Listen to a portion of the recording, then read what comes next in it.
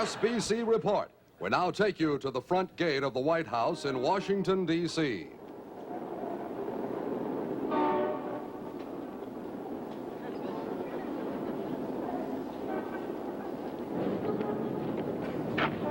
Mr. Paulsen, we're surprised to find you here lined up outside the White House. Are you going to take the tour? Well, I didn't receive any invitation, so I thought I'd have to. It's like real estate. Kind of like to look it over a little, like before you buy. You understand? And we're kind of looking forward to going through it, seeing what it looks like. The little woman is very interested in looking, seeing what it's like in there. I don't worry. I'm more interested in the affairs of state, of course, and other affairs. Mrs. Paulsen, what are you going to look at when you see the White House?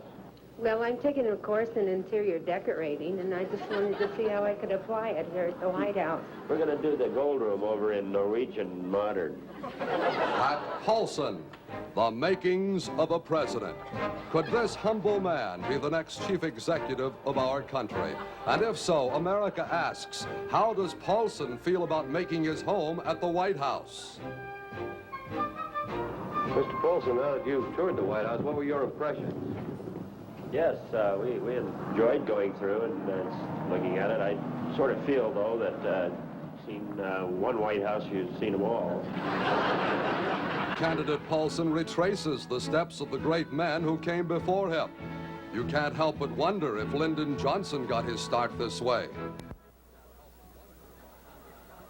First stop for Paulsen, the historic Potomac River. A champion of economy and government, he throws a $50 across the Potomac.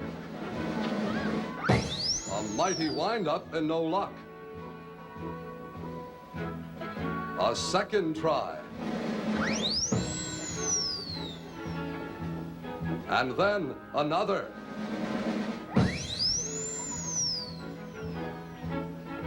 $11.50 later, he turns his back on the Potomac.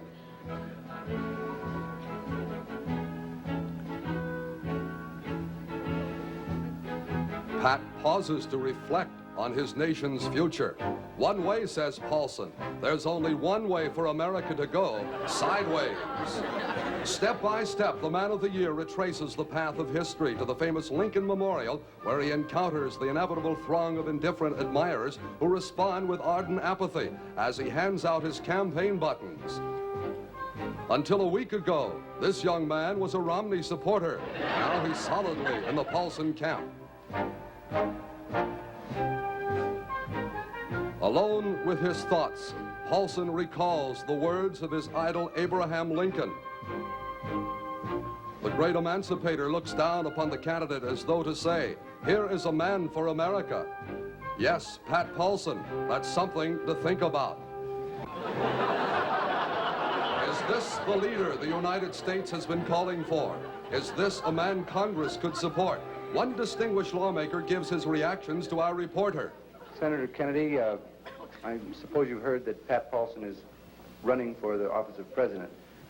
We understand he's making President Johnson now very nervous. How do you feel about his candidacy?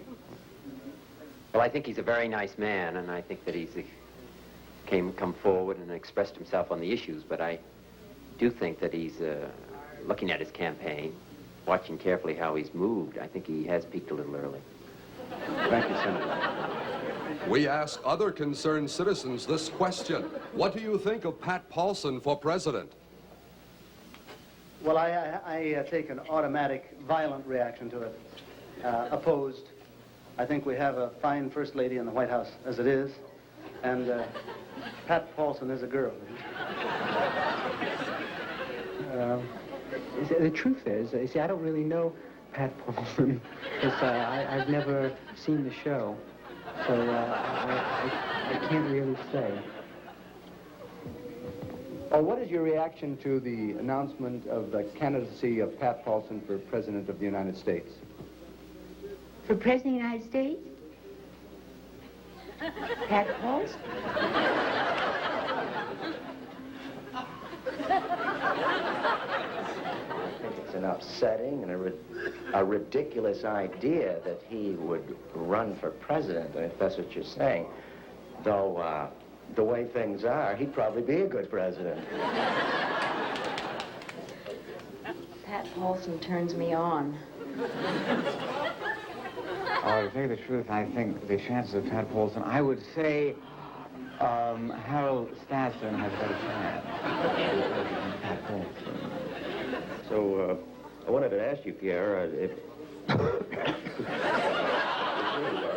candidacy, I'm hoping you'll back me. I know you've had a lot of successes in the past, and although you haven't always made it, but I'm curious to know if you would be willing to back me. I think you make a great president of the West Hollywood Rotary Club. You're not going to go along with it. I'm going all the way with you for president of the West Hollywood Rotary Club. Well, there you have it. Backing from Pierre Salander in the Hollywood area. So all you people in Hollywood know that he'll be backing me. Pat Paulsen? Senator Murphy, could you give me your opinions on the fact that Mr. Pat Paulsen now has thrown his hat in the ring as a presidential candidate? What are your feelings about his candidacy? First of all, I would think that under the conditions this year, he ought to keep a string tied to the hat in case he wants to get it back. Because that track is going to get so crowded, his hat's liable to get tromped on, and he won't be able to find it if he needs it in case he shouldn't get elected. But I do think that it's fine, it's in the American custom, and I hope we have so many candidates that they'll have to run it in 3 events like they did one of the big races at Santa Anita. Do you feel that Pat Paulsen has a good shot at the presidency? Well, I don't know. I haven't seen him throw any snowballs at photographers in New Hampshire yet, and that's the only way I can gauge the opportunities of the candidates so far.